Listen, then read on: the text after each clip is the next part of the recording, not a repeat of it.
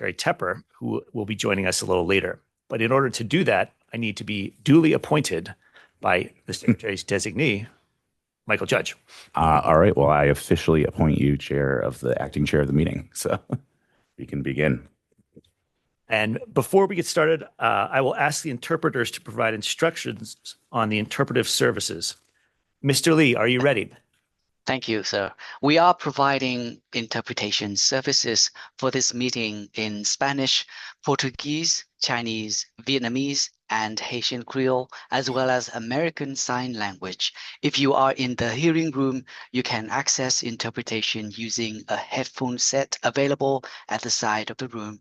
For those on Zoom, you will see a globe icon button that says Interpretation. Click the globe and select your preferred language, including English. For Spanish, please.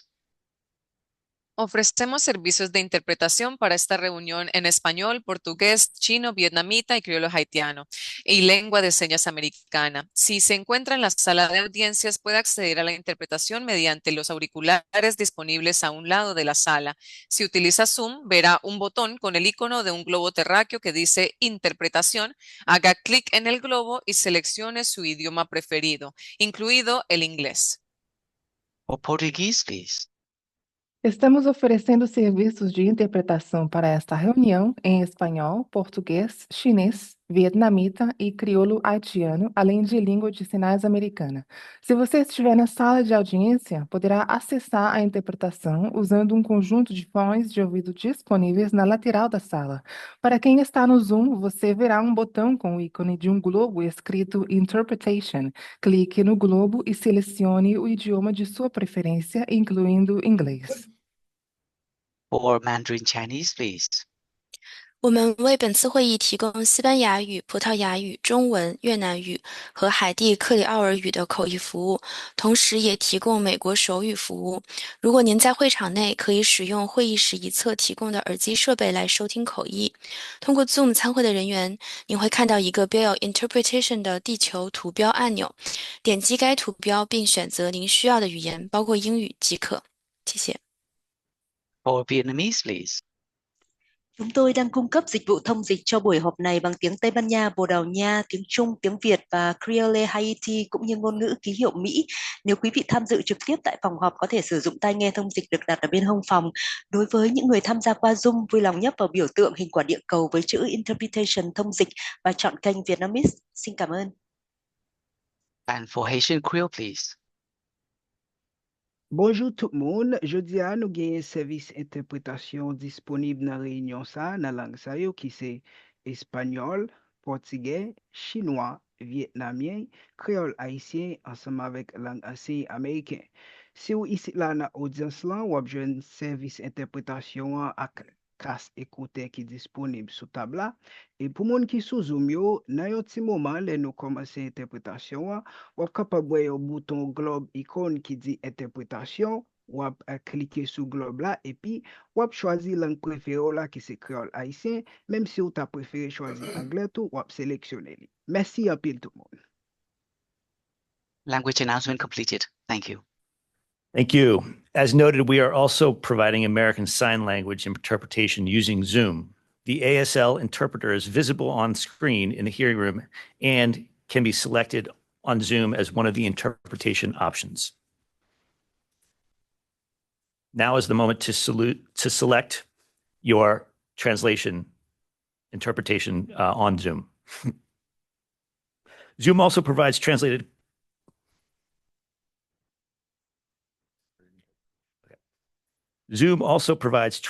closed captions. Press the Show Captions button at the bottom of your screen, then press the up arrow and select My Caption Language, and then the language you want.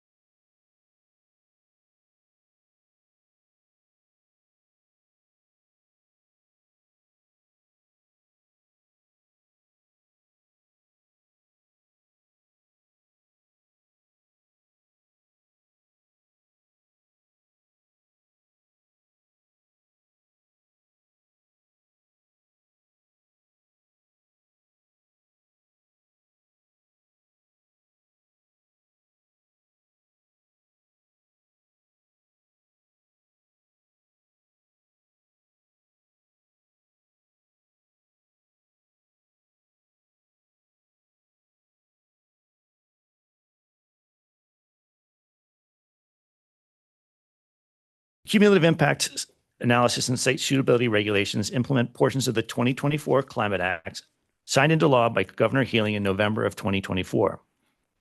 The 2024 Climate Act makes many changes in the way that clean energy facilities will be sited and permitted in Massachusetts. The CIA portion of these regulations will also apply to legacy facilities, including those that use fossil fuels.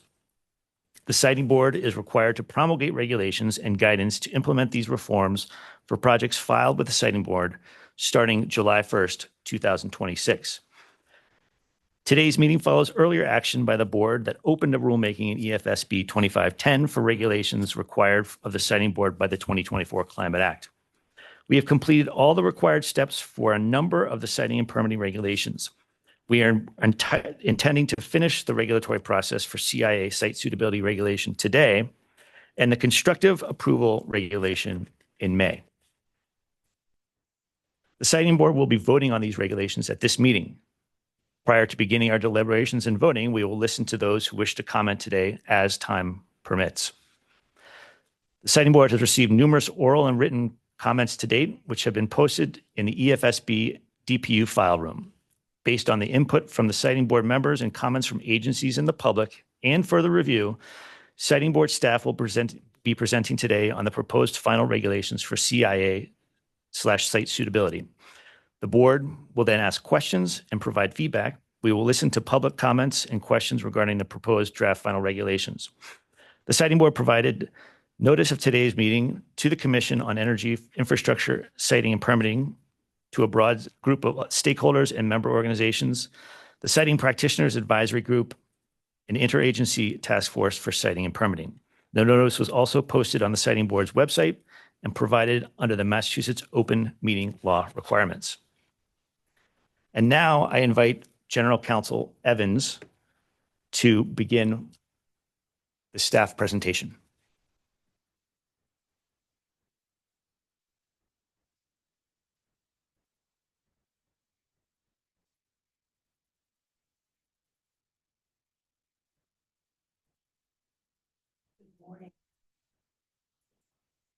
Doesn't sound like it. There we go. Good morning. Thank you, Chair McDermott. My name is Joan Foster Evans, and I'm the General Counsel of the Energy Facility Siting Board. I will be presenting the final regulations for cumulative impact analysis and site suitability criteria provisions of the 2024 Climate Act, which I will also refer to as the Act. As you know, we have discussed the CIA and site suitability provisions of the Act extensively. The December decision opening the CIA site suitability rulemaking and the tentative decision before you go into great detail about these provisions. As we have two new board members, I would like to briefly set the context for the final regulations and decision before you. The Act contains two provisions that require the board to consider the cumulative burdens or impacts of a project on a community in which it is proposed to be sited. The board's statutory mandate at General Laws, Chapter 164, Section 69H, requires that any determination by the siting board include findings that due consideration has been given to cumulative burdens on host communities and efforts to avoid, minimize, or mitigate such burdens. In addition, the Act includes a cumulative impact analysis provision, which requires each applicant to determine whether its project is to be sited in an area that is subject to existing unfair or inequitable environmental burdens or related health consequences. And if so, whether the environmental and public health impact from the proposed project would likely result in a disproportionate adverse effect on the area or would increase or reduce effects of climate change on the area. If the project does result in a disproportionate adverse effect on an area, the applicant must propose potential remedial actions to address that effect to the environment, public health, climate resilience of the area that may be attributed to the proposed project. In addition, the 2024 Climate Act also includes provisions related to the suitability of sites for clean energy infrastructure facilities, or I will call it CEIF. The Act required EEA to establish and periodically update a methodology for determining the suitability of sites for certain CEIF. The Act also requires project proponents to avoid or minimize, or if impacts cannot be avoided or minimized, mitigate siting impacts, environmental, land, and land use concerns. So that's the general context that we're working in here. For CIA and site suitability, the Act required certain EEA agencies to create guidance documents, which has been completed, and these documents have been published. And then, secondly, for the Siting Board to promulgate regulations to implement that guidance in its review of energy infrastructure projects. Those regulations are before you now. I will note that the Department of Energy Resources also issued regulations pursuant to these guidances. The decision opening the rulemaking and the tentative decision before you outline the extensive outreach and public process employed by the various entities who worked on establishing the CIA and site suitability programs. We used informal and formal processes to develop these programs. I will say this process was complicated. There were many, many ideas and some competing interests involved. But here we are. The guidances are complete. The regulations are before you, and we're ready to promulgate those final regulations. Staff from various agencies, especially the Siting Board, DOER, EEA, and OEJE, continually approved the guidance and regulations right up to last week.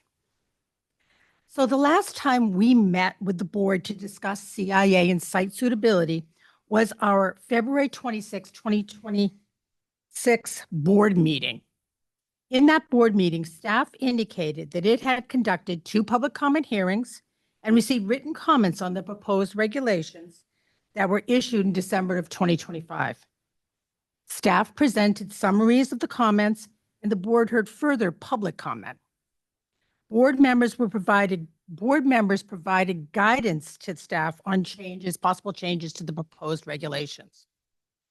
Since that time, the February 26 meeting, Siting Board staff have revised the proposed CIA and site suitability regulations in response to comments received and issued the draft final regulations for one further public comment period on March 20th, 2026.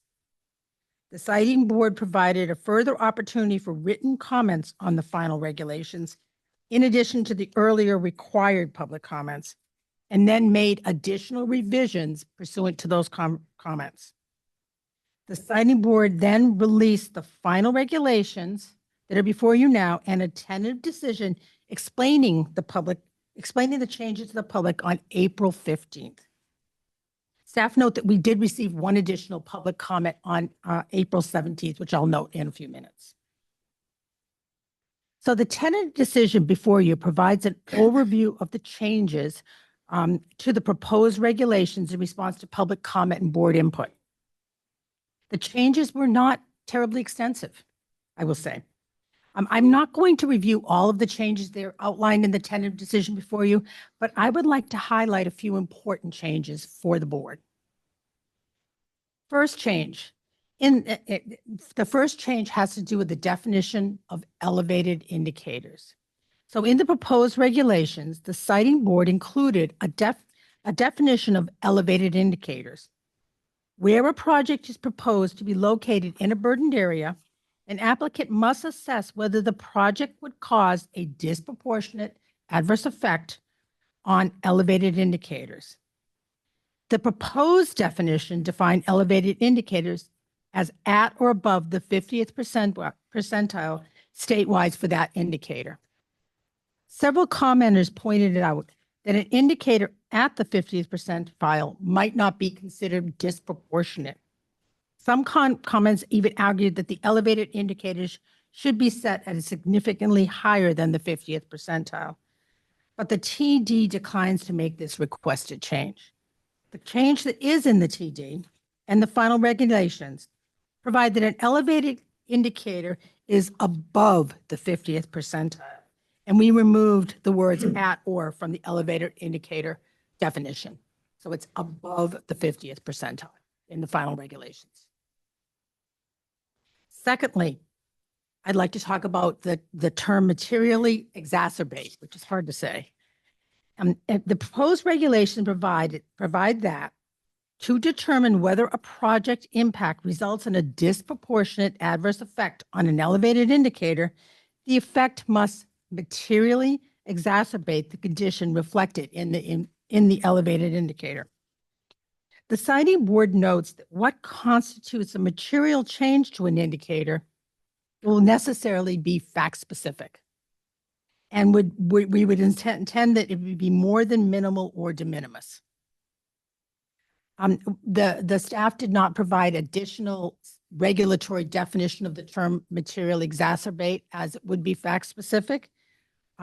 We did clarify that to determine if a negative project impact to an elevated indicator constitutes a disproportionate adverse effect, the project must materially exacerbate the condition reflected in the elevated indicator, causing additional negative project impacts. Thirdly, I'd like to talk about specific geographical area, an area that we made some slight changes. The proposed regulations define technology-specific distances to determine a project's specific geographical area, which is a term used in the Act.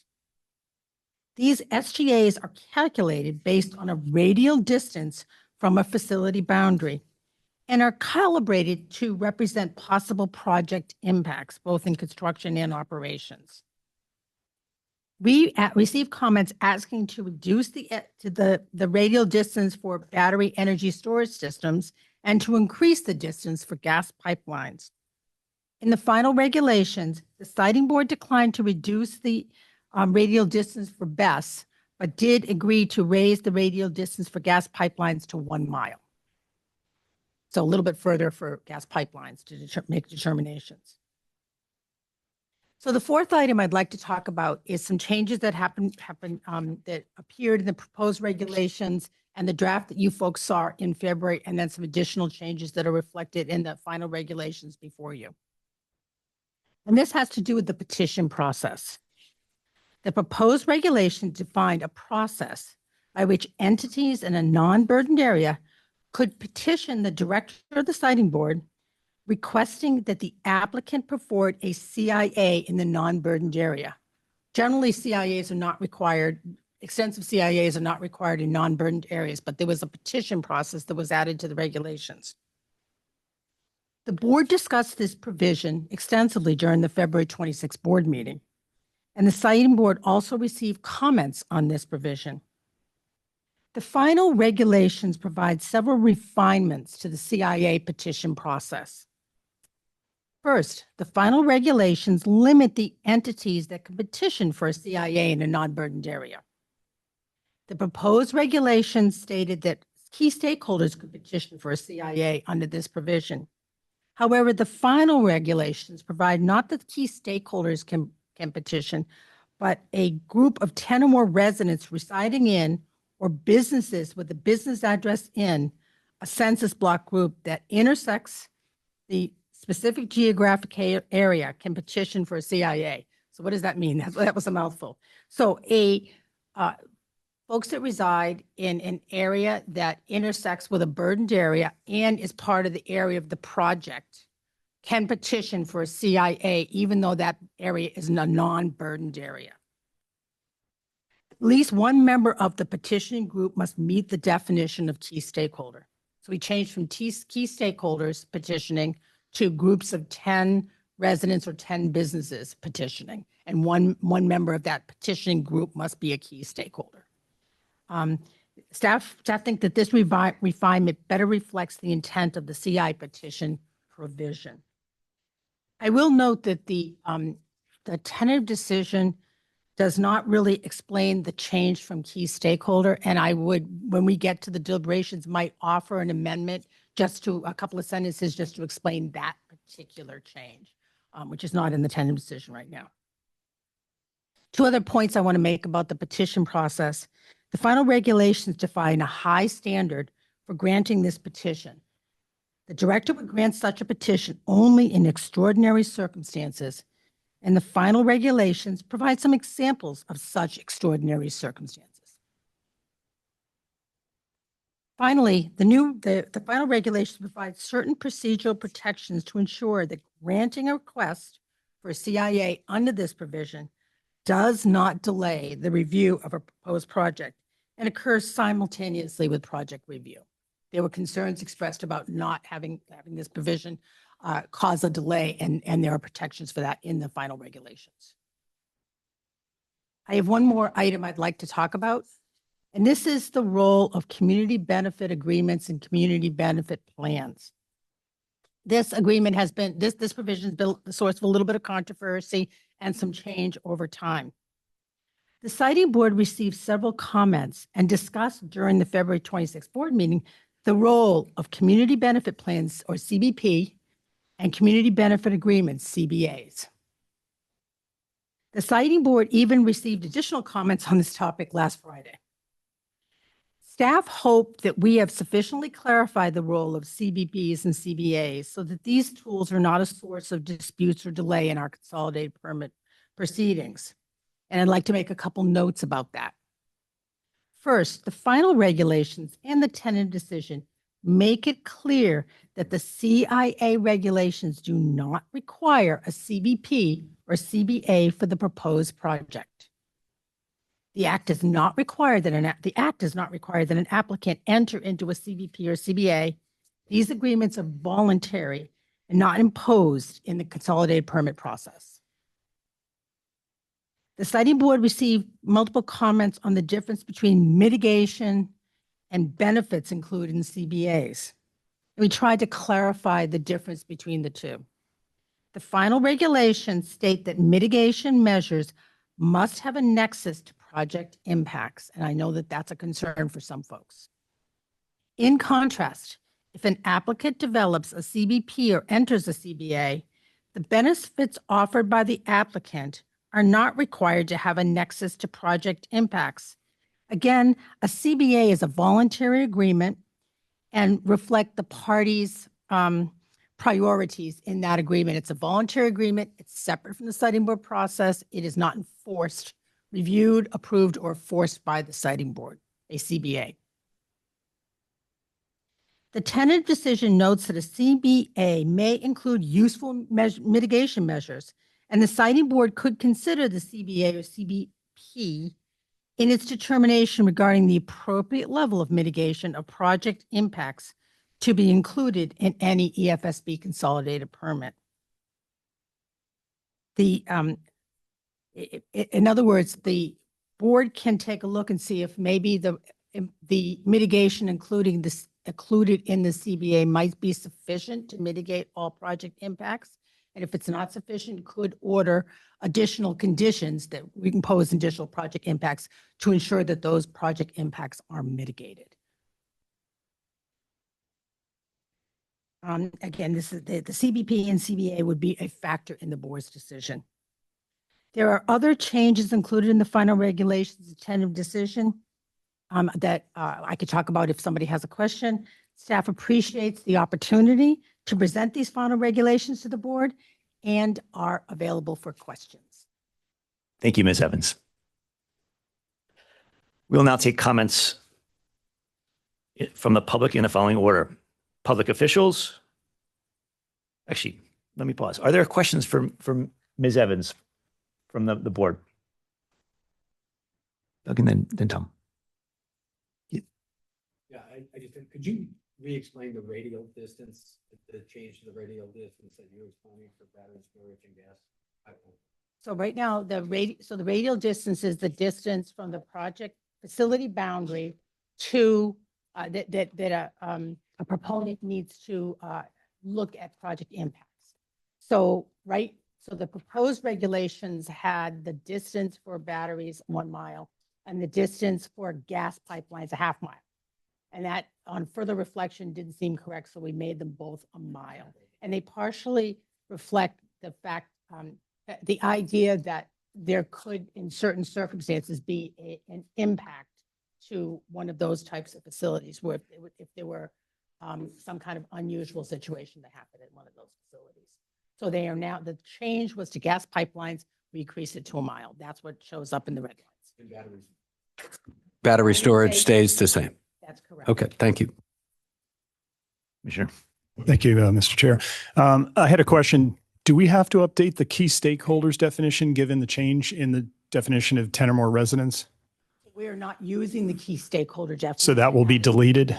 No, we're not using it for this provision. We're using it for other provisions throughout the regulations.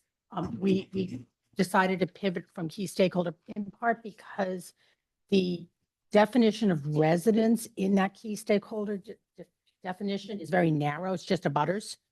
And where folks thought that it'd be better to have a broader group to be able to petition, but not just key stakeholders. So both definitions will stay in the regulations, the final regulations. Okay, so I just want to clarify what you had suggested that we need to take an action on later relative to that change. So that change is included in the regulations before you, including the tentative decision and in the final regulations that are before you. So we don't need to take a separate step for that. We just need to approve the package. Okay, thank you. Other questions? We've talked about this so many times. There are no questions left. Well, now we will take comments. First from public officials, then from members of the Commission on Energy Infrastructure, Siting and Permitting, then from the Siting Practitioners Advisory Group, the Interagency Task Force, and members of the public. As always, we encourage comments to be succinct and to the point. And we will start with public officials. Are there any public officials, federal, state, or local, who wished to comment?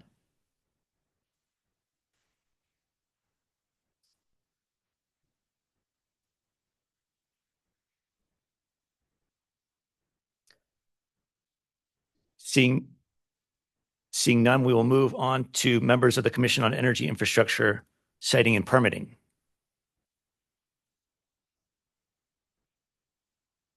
Again, a lot of comments have been made on this particular topic. Members of the Siting Practitioner Advisory Group.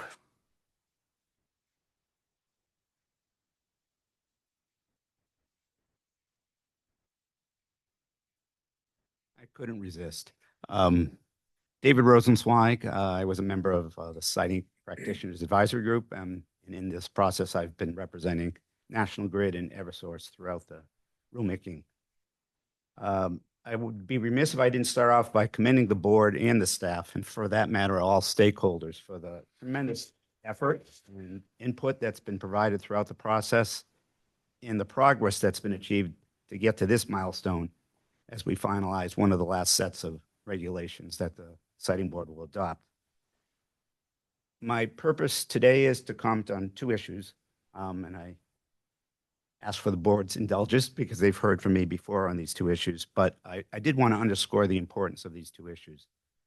The first has to do with the linkage in the regulations between CBAs, CBPs, and the results of CIAs, and that appears in 980 CMR 15.11 2B, 2H, excuse me, and 980 CMR 15.113.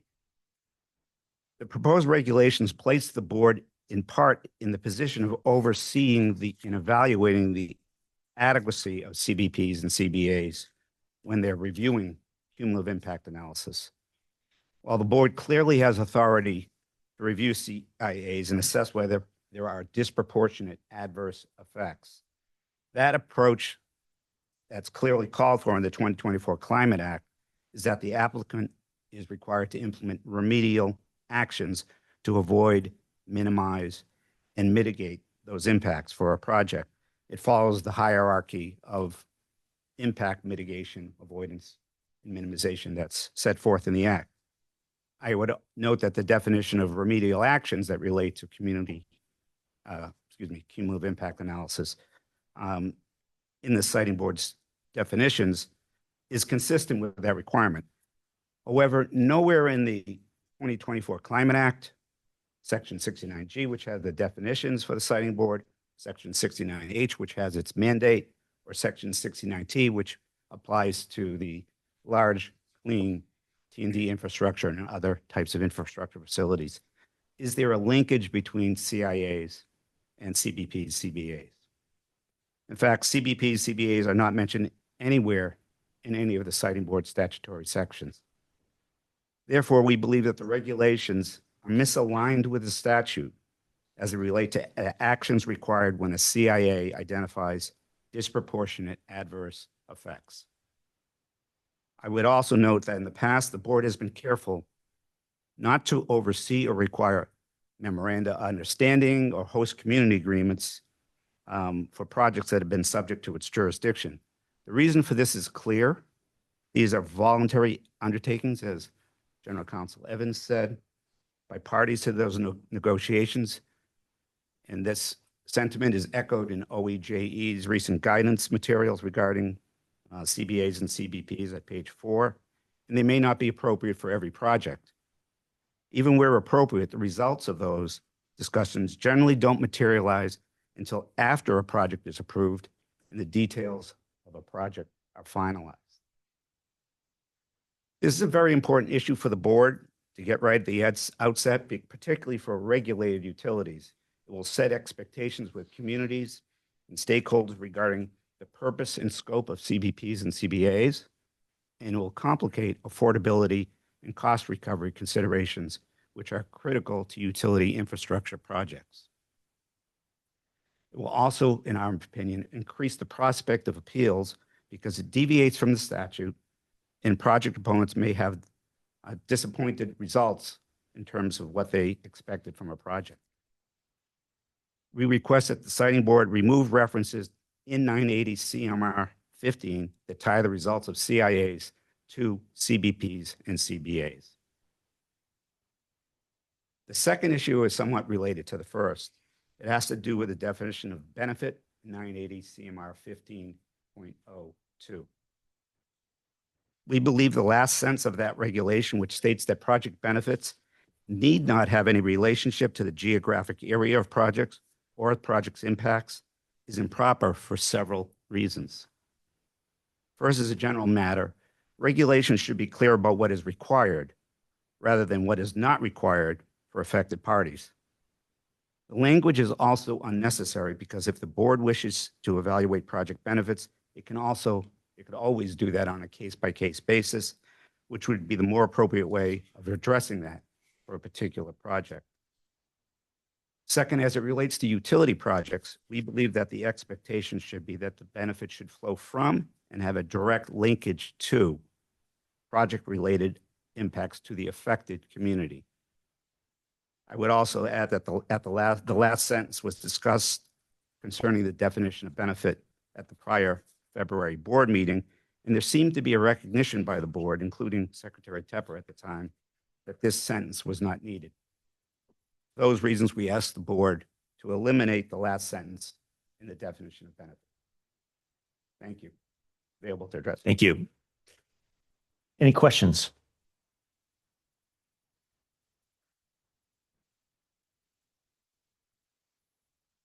Yes. So, I mean, I guess I would just maybe say, I mean, when I read that last sentence, I think what it's attempting to do is clarify that the small lowercase benefit is really not something that's part of that definition. I think it's trying to be clear that there are other types of benefits that could be considered in a community benefit agreement, although that's not necessarily something the board is requiring. But I read it as a sort of an attempt to clarify that it need not necessarily have a nexus, but everything that falls within the CIA does have to have a nexus. Any benefit that's part of the CIA process. I don't know if you have a response to that, but. I do. I still think the sentence is unnecessary, and the rest of the definition covers that type of comment that you made.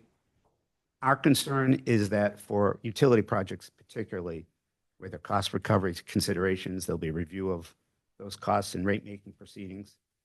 It will be a slippery slope to get recovery of those costs that do not relate to project-specific impacts and don't provide benefits to the specific community that's affected by the particular project.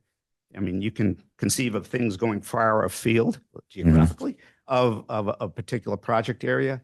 And for utility projects where we have an obligation to serve, we have particular communities, and we need to bring timely and needed facilities into fruition to put in place a reliable electric system and one that is able to address electrification needs as they develop.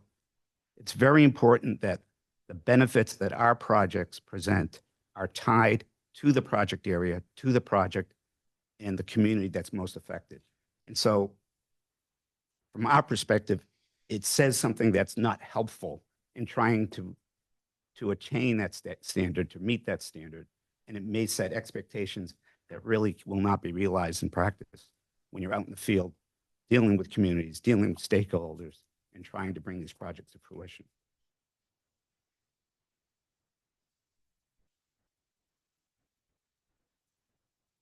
The questions. Thank you for your attention. Thank you. Thank you. Other members of the SPAG. All right, now we will turn to the Interagency Task Force. Any commenters from that group?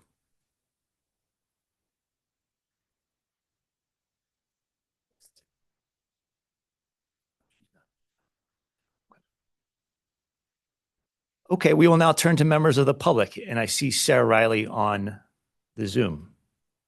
We'll move her to the panel.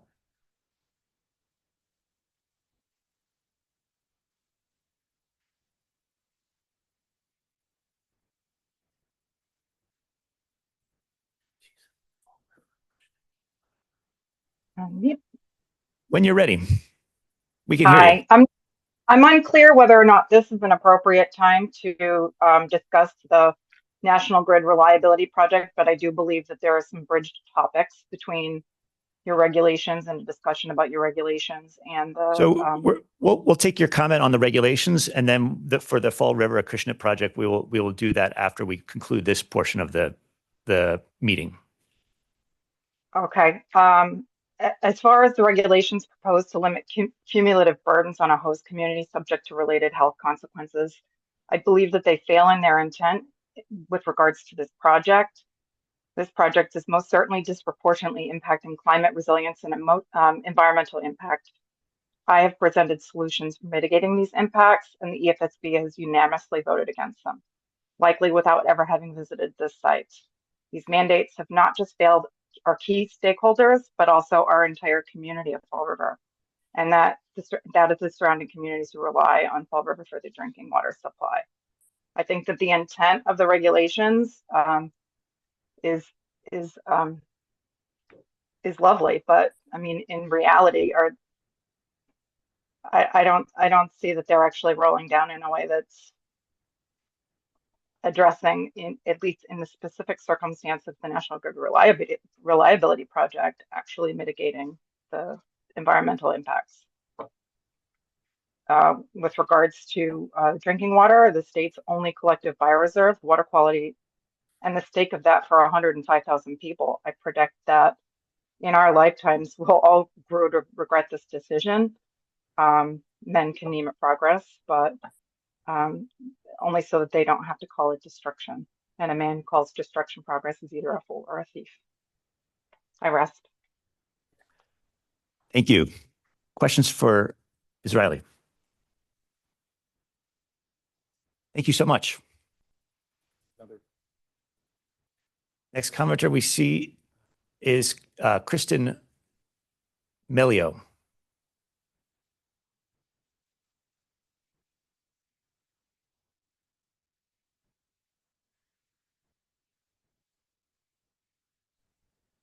Hi, thank you. I appreciate having the time to comment. My name is Kristen Mello. I'm the director of RAFT, Westfield Residents Advocating for Themselves. I'm also a city councilor at large here. I'm speaking in my personal capacity as a resident living in one of Westfield's environmental justice neighborhoods, having been exposed to the PFAS in our drinking water and air pollution in our bowl-shaped city for several decades. State employees have worked long, difficult hours to implement in writing and regulation the demands of the 2024 legislation written by representatives and senators that I have not seen attending these meetings. Those employees deserve recognition for their efforts and dedication. Unless I'm mistaken, they and you and the industry employees and lobbyists commenting without fail are all being paid for your time and effort. For Massachusetts residents working on other jobs to pay their bills, this has been an additional full-time, nearly impossible, unpaid job. This process has been extremely exhausting, frustrating, and repetitive for me. For months, we have watched the state ignore our constitutional rights to clean air and water, promoting toxic tech labeled as green, using the legislative deadline as the reason at the expense of our health, air and water quality, and forests that would improve our health, air, and water quality. They say they won't fight battery storage fires with PFAS, but we already know that AFFF doesn't work to contain BESS fires.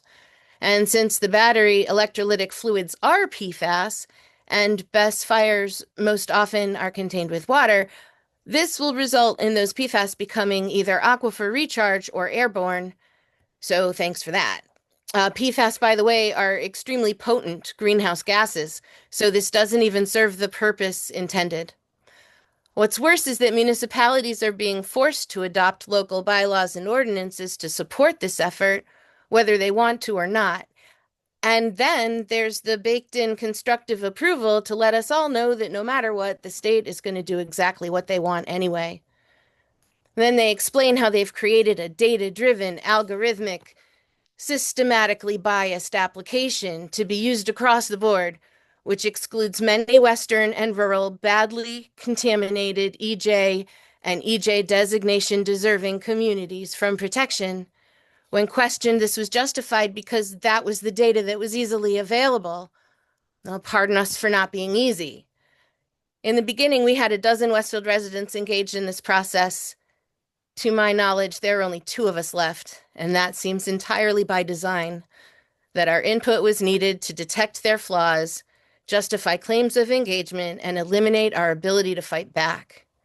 They have successfully codified greater environmental injustice for communities like ours, putting residents in danger because they couldn't figure out how to address these concerns before the deadline. Thank you for allowing these comments into the records of your proceedings. Thank you. Questions?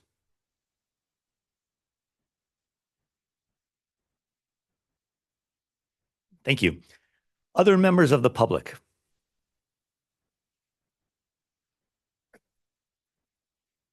In the room, and then we'll go online. Morning. My name is Adam Reynolds. I'm with the Conservation Law Foundation, CLF, and we've submitted many comments in this process, and we know it's been an extensive one, and we just wanted to get up at the end for this cumulative impact regulation to express support for the work that the board has been doing for what we expect will be a very meaningful part of this much larger package of regulations. Thank you very much. Thank you.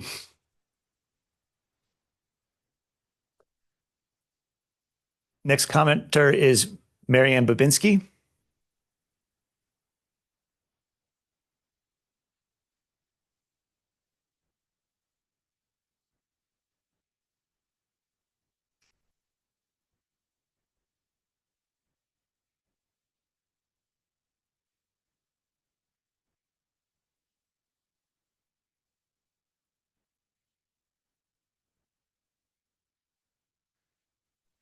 Can you hear me now?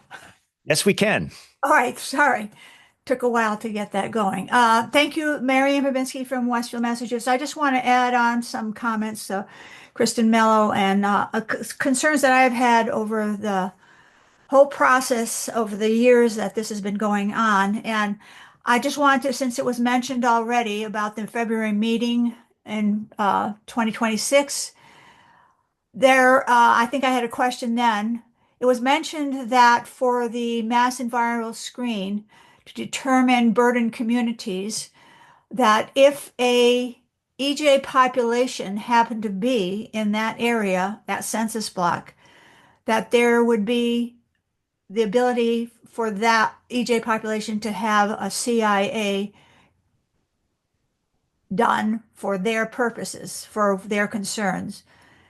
I don't think I have read, and there's a ton of information here. Sometimes I feel that on the residents' part, this is a David against Goliath situation. And we are at a disadvantage because there is such a humongous amount of information that has to be gone through. So I'm hoping that oversight, implementation, and enforcement of all these rules and regulations will happen. I don't know who's going to be technically responsible in the end for all these pre-application to final approval process. But I am concerned because I've gone through all the documents and searched for environmental justice. We know that these populations are part of had been codified into law, that they have the right to petition the state. And it was mentioned in that February meeting, as I started to say, that they would automatically have the right to have a CIA done if the project was taking place, whether that area was designated overburdened or not, that it would automatically have a CIA right to have a CIA. So if that could be clarified, that would be wonderful. I want to know where it is spelled out, where these rules and regulations are. And the other comment I have in reference to this is because in pre-application process, the applicant has to do outreach to the population that is going to be impacted by the project. They are given, and in the past, they were given a list of contacts that they had to reach out to. I don't know who prepares those lists, but I know in situations in the past where this was used, that there are residents in my community, and that's Westfield, Massachusetts, that never were contacted. Pre-application was done, the project went through, nobody cared about it. The applicant gave information about how they ran their outreach program, but nobody really understood that the people that were going to be most affected by it were never really contacted. So oversight and enforcement of all these rules is going to be critical and important. That's always a key thing for me. So I hope that there's a lot of detail that's going to be implemented in regards to those enforcement of these rules and regulations. Thank you. Thank you. Ms. Evans can respond to your first point right now. Yes, thank you, Ms. Babinski. So I want to respond to the comment or questions you had regarding asking a particular community that's not in the burdened area to ask for a CIA. And I talked about that a little bit earlier, but I'll talk about it even further right now. First of all, the regulations look at burdened areas instead of EJ populations. EJ populations is under a previous law. Under the 2024 Act, we look at burdened areas. And what's a burdened area? It is a burdened area is defined by one of two items. First, that it has a Mass Enviro Screen score of 75 or greater. So what does that mean? Mass Enviro Screen is the tool that has been chosen to identify what types of burdens are in a particular area. And so that is the first definition. The second is an income definition, and that is an annual median household income of 65% or less. So it's either under the Mass Enviro Screen that it has a certain score, or it is a lower income community. So that's why you do not find the term environmental justice in the CIA regulations.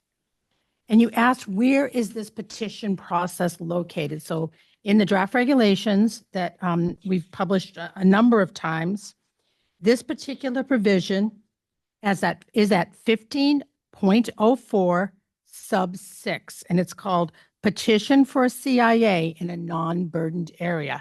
and it outlines who can petition for CIA, what they must argue as far as the circumstances are concerned, and how the board would address that request for a CIA in a non-burdened area. So that provision is in the final regulations, we discussed it a little bit further in tentative decision, but that provision has been made. And so for instance, Westfield, if a project were proposed under the new regime, which starts on July 1st, and that project were proposed in a non-burdened area, the folks that are in the area of that project would have the ability to petition the board to say, hey, even though I'm a non-burdened area, we want to request that the applicant provide a CIA for our area, and here's why.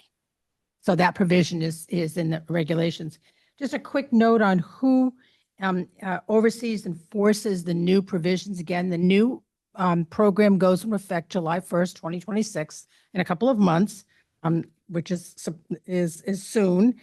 And as far as the pre-filing piece, you talked a little bit about that, and we have a Department of Public Participation at the Department of Public Utilities that will be working with folks on the pre-filing, and will watch that the pre-filing rules are followed.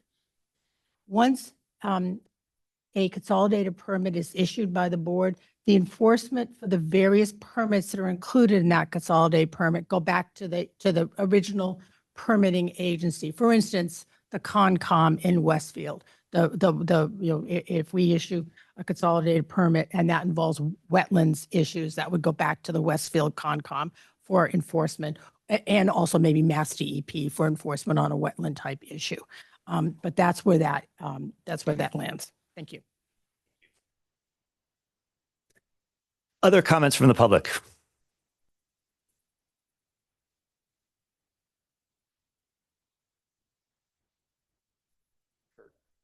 Robert Churdick.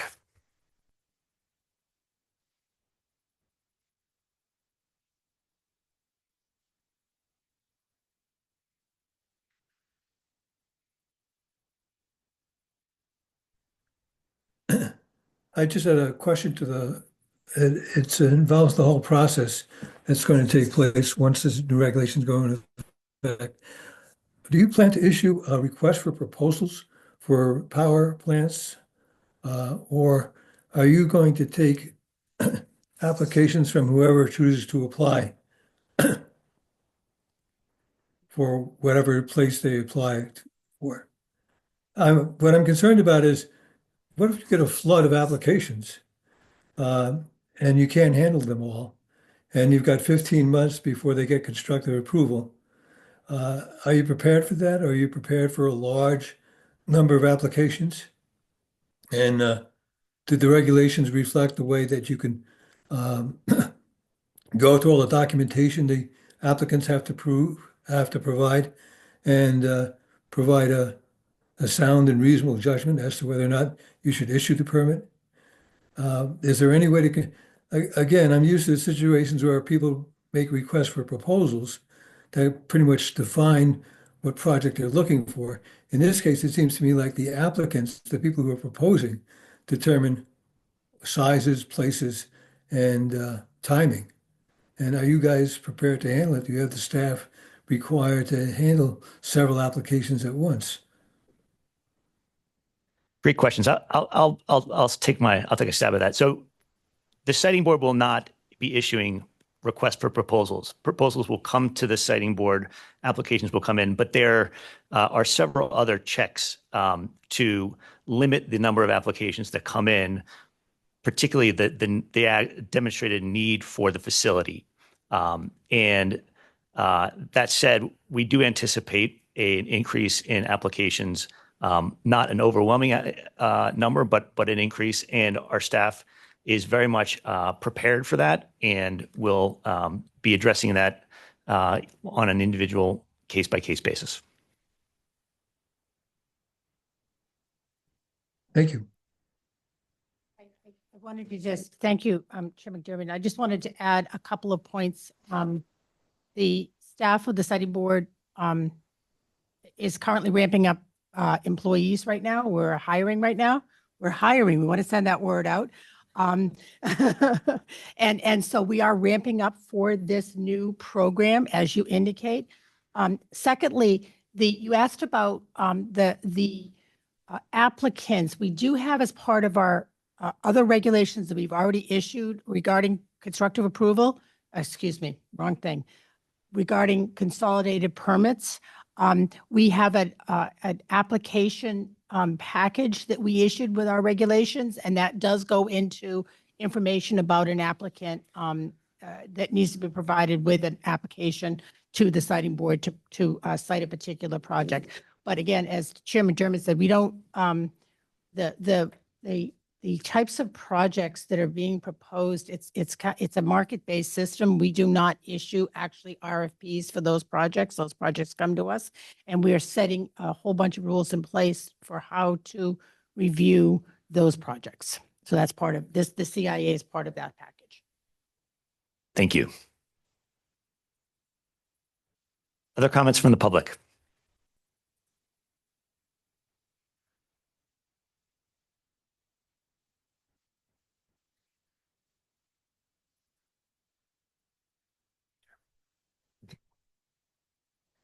Ms. Babinski, if you have a quick follow-up, we'll hear it, but we're not going to entertain a long back and forth. Hi, can you hear me? Yes. Hi, thank you very much. I just quick, just to understand and answer my question about the EJ community. Because the comment was made in February that if there was an EJ community within that designated area where the applicant wants to develop a project, that they would be considered, that they would have to have an automatic CIA. So we just were told that it sounds like that doesn't matter anymore. So I'm wondering what's happening to the EJ law now, because if that doesn't make a difference, we know that the Office of EJ and Equity is working on how to process a petition for EJ at this moment. I just participated in a meeting with the EJ Council.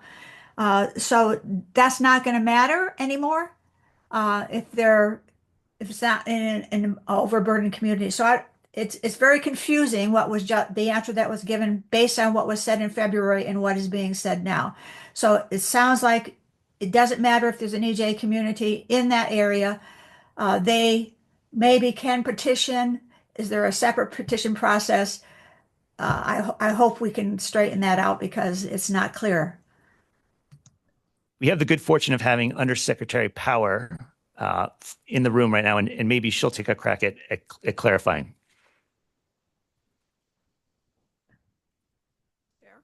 Ms. Babinski, I think there might be a bit of confusion because there are two petition processes.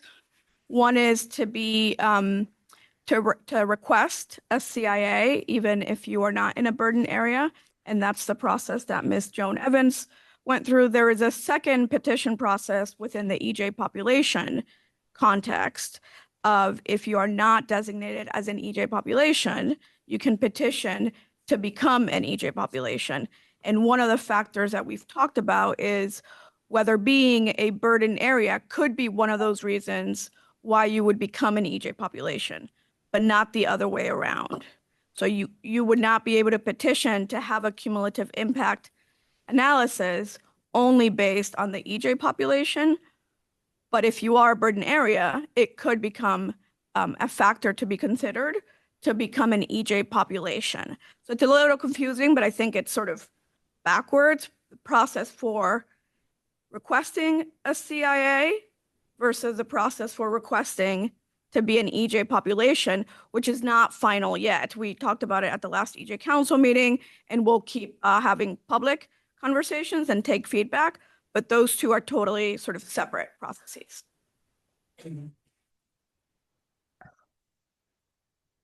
Thank you. Wow. You may. Talk about muddying the waters.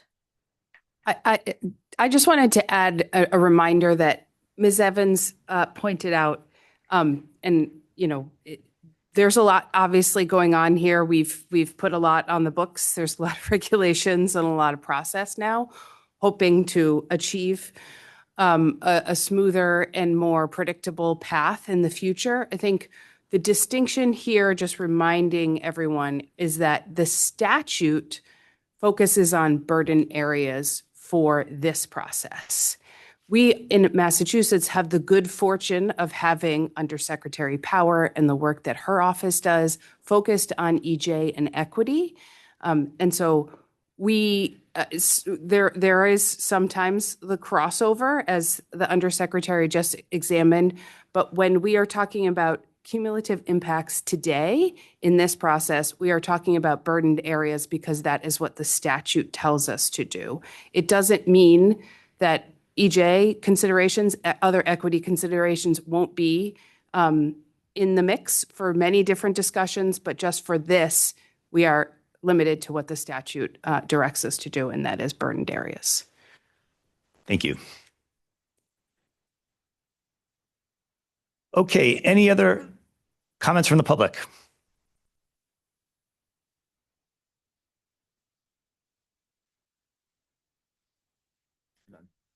Okay, we will now turn to deliberations.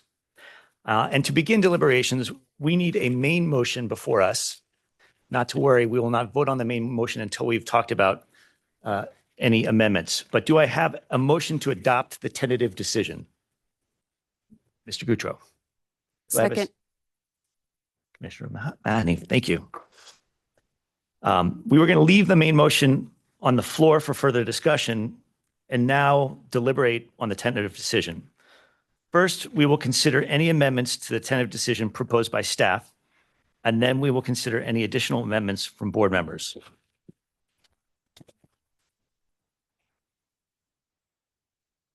Ms. Evans. Yes. Thank you, Chair McDermott. As I mentioned earlier, we talked about the CIA process. The CIA, I'm sorry, is this on? One moment, please.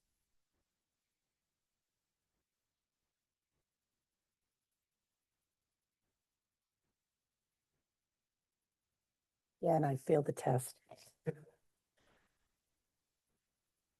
Okay. Thank you. Sorry about that. Let me start again. As I mentioned earlier, when we were talking about the CIA petition process, the tentative decision doesn't really explain what happened with key stakeholders, the change that we made. And I wanted to propose an amendment to address that just for the tentative decision. And it would be, oh man, I don't have the page number now. What I'd like to propose is on the petition process portion of the tentative decision to add a footnote after the word finally. And I'd like to have the footnote read the following, if I could. The proposed regulations provided that key stakeholders could petition for a CIA under this provision, 980 CMR 15.046. However, the final regulations provide that a group of 10 or more residents residing in or businesses with an address in a census block group that intersects the SGA can petition for a CIA. At least one member of the group must meet the definition of key stakeholder. The citing board notes that this refinement better reflects the intent of the CIA petition provision. And that would be closed paren. Can you identify the page number in the tentative decision? Sorry. I can. One moment, please. Sorry about that. I should have had that. I think it's page 23. I think. Thank you. Page 23. Thank you.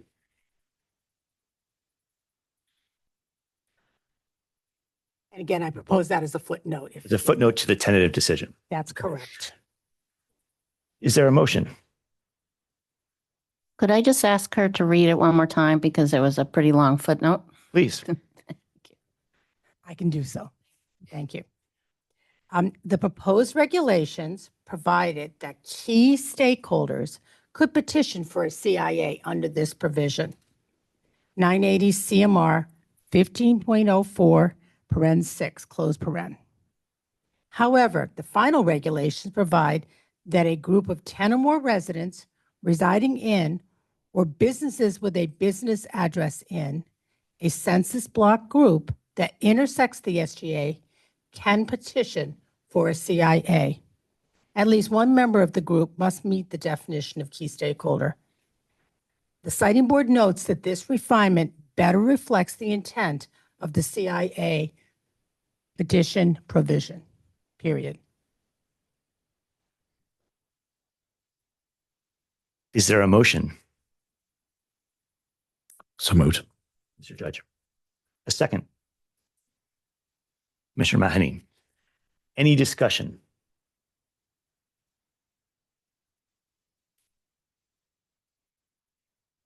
I'll just say, I do think it's clearer and simpler, given the awkward definition for residents of in the key stakeholder definition. And it would allow for more participants in the community to participate in the petition versus, the key stakeholder definition and trying to parse that out because it seems somewhat limiting. Yeah, and it strikes that balance between the need to have a number of participants to make the petition, but also up against that high standard for approving a petition. Yeah, I would agree. Other comments, other discussion? We're going to take a roll call vote. Undersecretary Judge, Yes. Commissioner Mahoney, Just clarifying, we are taking a vote on the Proposed motion, amendment. the amendment. Yes. My Yes. answer is yes. Deputy General Counsel McKay, Yes. Mr. Goutreau, Yes. Commissioner Goldstein, Yes. Commissioner O'Shea, Yes. and Chair McDermott. Yes. The motion carries. Are there other other amendments to consider?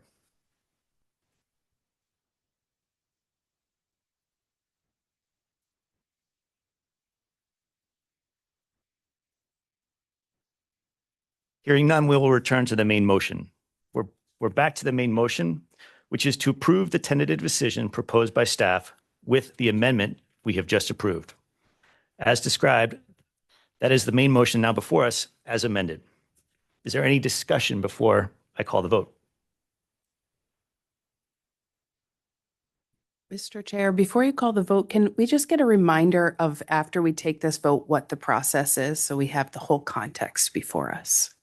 Indeed, perhaps Director Green would like to, or Ms. Evans. Yes, thank you for the question. So after the vote today, assuming that this is approved, the regulations then will be filed with the Secretary of State's office this Friday for publication in 2 weeks in the Mass Register. The regulations don't go into effect till they're actually in. This is a normal process. They don't go into effect until they're actually published by the Secretary of State's office.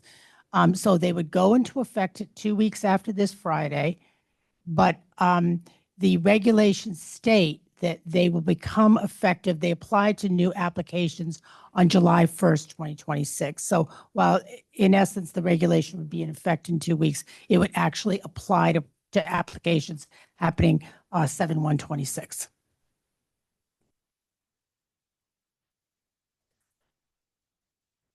Is there a motion? Very much.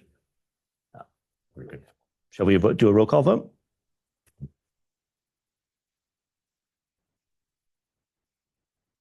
Undersecretary Judge, Yes. Commissioner Mahoney, Yes. Deputy Counsel McKay, Yes. Mr. Goutreau, Yes. Commissioner Goldstein, Yes. Commissioner O'Shea, Yes. Chair McDermott. Yes. Motion carries, and the tentative decision is approved as amendment. With that vote, the Siting Board will now proceed to issue a final decision inclusive of the approved amendment. Staff is hereby directed to prepare a final decision as amended for signature by the chair.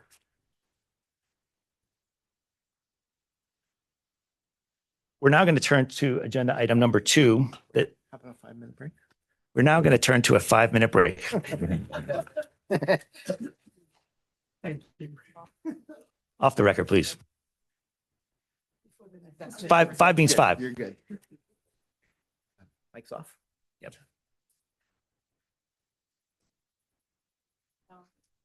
I'm sorry. Yes.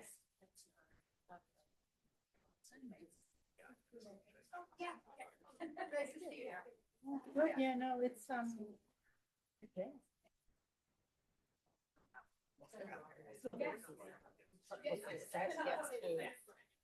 You know, you this file. I got a file. Secretary of State filing documents, the minutes, reviewed filing documents to do. Yeah, yeah.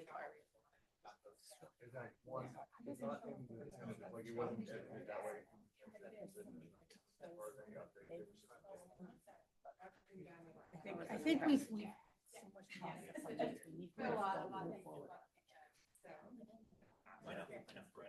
We will find out. And